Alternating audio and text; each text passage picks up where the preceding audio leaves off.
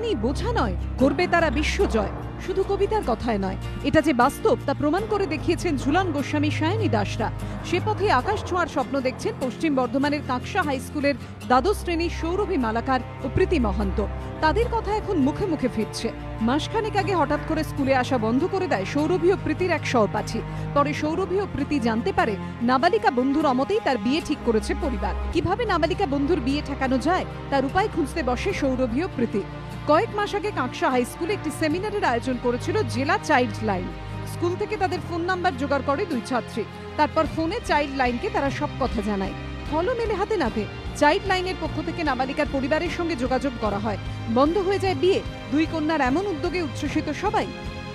আমি খুব খুশি যে আমার মেয়ে এরকম কাজটা করতে পেরেছে বলে আমি খুব খুশি। আমি মুখ্যমন্ত্রীকে অসংখ্য ধন্যবাদ দিই যে এই যে এরকম কন্যাশ্রী দেওয়ার জন্য, তারপরে এই যে পড়াশোনার জন্য যে আমার মেয়েকে অনেক হেল্প করে, তার জন্য আমি মুখ্যমন্ত্রীকে ধন্যবাদ জানাই। খুবই গর্বিত, আমাদের বাড়ির সবাই।